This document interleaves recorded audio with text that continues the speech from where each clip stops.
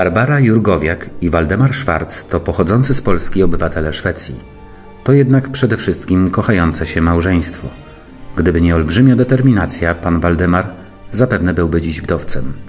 Oto historia walki zwykłych ludzi z odwróconym do nich plecami systemem szwedzkiej opieki zdrowotnej.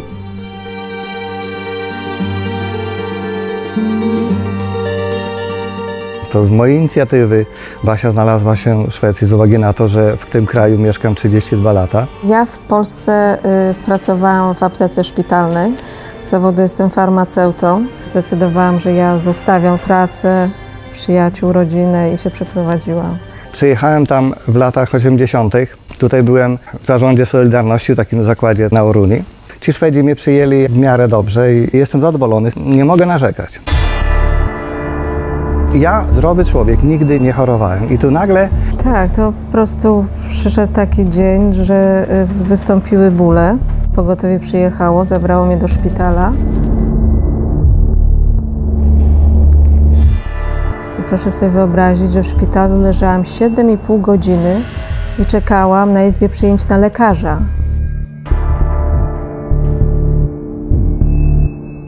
Przyszedł lekarz, wysłuchał mnie, co się dzieje, wyszedł, po 2 godzinach znowu wrócił i powiedział, że on już skonsultował to, że teraz mnie wezmą na tomograf.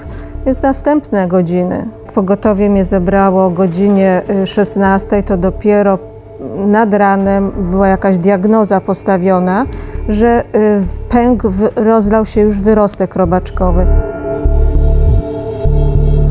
Byłam przekonana, że będzie szybka akcja i od razu zostanę przywieziona na salę operacyjną. Decyzja lekarzy była niestety inna, że oni będą to rozpędzać antybiotykami. Dostawałam tam jakieś kroplówki, środki przeciwbólowe, które w ogóle nie działały. Temperatura była już tak wysoka, że oni się zorientowali, że coś się już dzieje niedobrego i że jednak oni się decydują operować. Wyrostek się już rozlał, ale już nastąpiły pewne zmiany w jamie brzusznej, co prowadziło do perforacji jelita cienkiego i grubego, gdzie musieli część tych narządów wyciąć i po prostu mnie okaleczyli w ten sposób. No i później się zaczęła dalsza moja gehenna w tym szpitalu. Ludzie, tam cuda się działy. Były takie nieudolności, że wbijały się w kość. Basia była sina wszędzie, tu i tu. Tu i tu. To było jak narkoman, pokuta. Bóle, temperatura, bez zmian. Od tego momentu zaczęło się, że tak ma być, że to po operacji jest normalne, że to przejdzie. Mąż nie opuszczał mnie na krok, wręcz zażądał badania. I okazało się, że jednak jest infekcja w obrębie jamy brzusznej poleoperacyjnego, że potrzebne są antybiotyki. Zostałam wypisana po 10 dniach, jak mi zdjęto szwy. Ja się cały czas źle czułam. Tutaj lekarz opisuje zalecenia, że rentgen pokazuje, że masz zmiany w tym operacyjnym polu, nie ma jakiegoś wrzodu, a więc nie potrzeba nic drenować. I tak było za każdym razem, jak się zgłaszałam do szpitala. Jak ja bym był takim chirurgiem, to bym się poddał. 2 miesiące po operacji, kiedy kolejny raz zgłosiłam się na pogotowie, była to moja 5. wizyta. Przyszedł to młody pan doktor, proponuje, żebym została na oddziale. Usłyszałam, że proszę leżeć spokojnie, mamy tyle pacjentów, do pani dojdziemy. Oczywiście nikt do mnie nie doszedł. Przepłakałam na tym łóżku w tym szpitalu, bo już widziałam, że dalej się nic właściwie nie dzieje. I rano zadzwoniłam do męża. Już miałem tej opieki dotąd. Biegnie jakaś pani. Pielęgniarka to była. Pielęgniarka. Ja mówię, my opuszczamy tutaj, mówię, wychodzi. I powiedziała wtedy mi tak, to ja muszę zameldować. Przerwałem jej zdanie i powiedziałem jej tak, ty rób swoje, ja będę robił swoje. Na drugi dzień wsiedliśmy na najbliższy samolot i przyleciliśmy do Gdańska. Że to nikt się nie zainteresował. Może ja szaleniec jestem, może ja jestem jakiś nie za bardzo tutaj zmysłowy. Porwałem, skąd nie wiedzieli, kto ja jestem. Telefon do mnie mieli. Nikt. Do tej pory nikt się nie zainteresował. Do dzisiaj nikt nie zadzwonił. Co się stało z pacjentką, taką chorą i po operacji? Pani Barbara mdlała z bólu. Z trudem zniosła podróż samolotem. Po telefonicznej konsultacji z gdańskimi lekarzami pan Waldemar najpierw zawiózł żonę na badania diagnostyczne. Wykonałam wszystkie badania laboratoryjne i rezonans magnetyczny. To jest badanie właśnie pani. Stwierdziliśmy u pani występowanie nacieku zapalnego o charakterze ropnia. 44 na 35 mm, tak. Profesor w szpitalu powiedział, że już nie prosić o opis, że wystarczy ta płytka. Dostałam od razu tą płytkę i nawet poszli mi Państwo na rękę, że dosłownie za 15 minut pani doktor mi ten opis wręczyła. Byliśmy teraz w domu i wezwano na rezonans magnetyczny, prawda? Minęło 2 tygodnie, nie ma odpowiedzi. A tutaj proszę, 15 minut, trochę serca. Ropień w brzuchu pani Barbary miał wielkość pomidora. Mógł pęknąć w każdej chwili, powodując śmierć lub w najlepszym razie trwałe kalectwo. Oceniliśmy w uzgodnieniu z panem profesorem Doboszem, że pacjentka wymaga interwencji chirurgicznej. Zdecydowaliśmy się na zabieg małoinwazyjny, czyli wykonanie pod kontrolą USG drenażu przezskórnego tego zbiornika ropnego.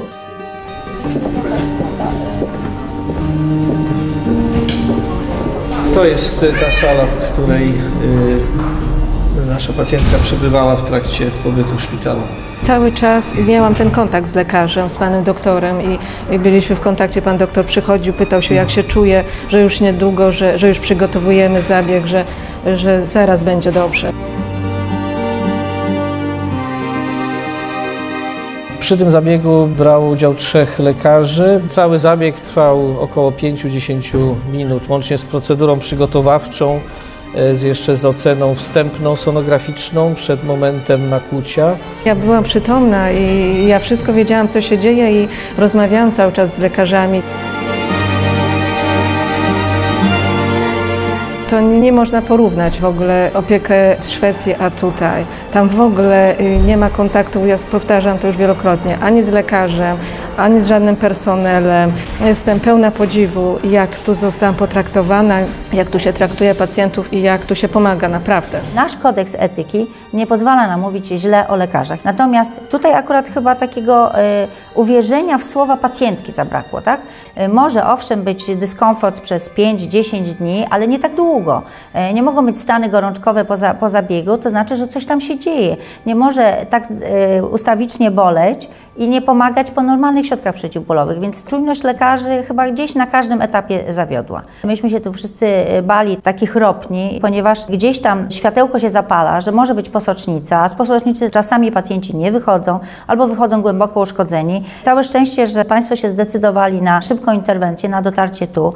No, ale rzeczywiście muszę powiedzieć, że Pani pięknie wygląda, kwitnąca. Tak jak ja pamiętam wtedy Panią, to taka troszkę cera była inna i tego, tak. Mogę powiedzieć, że uratowaliście mi życie.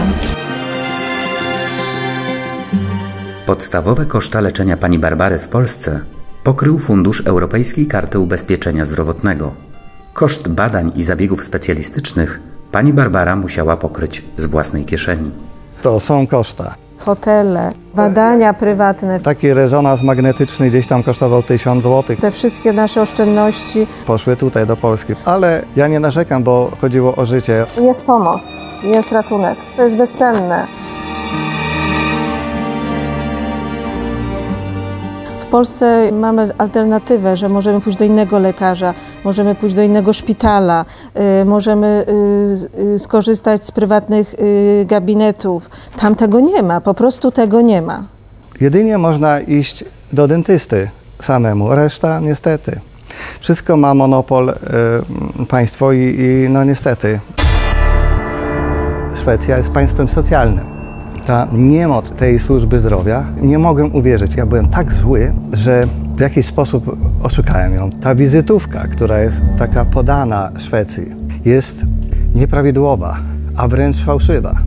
Trochę się wstydzę, że mieszkam w takim kraju, gdzie ma tak nieudolny system lecznictwa.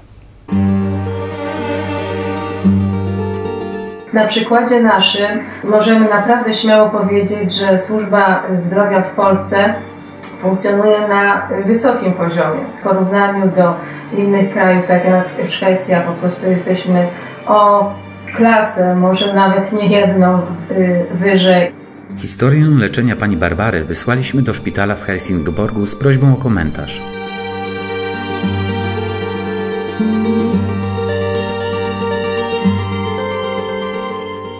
Niestety, szpital odmówił nam, zasłaniając się postępowaniem wyjaśniającym prowadzonym już w sprawie pani Barbary przez szwedzką Krajową Radę Zdrowia i Opieki Społecznej.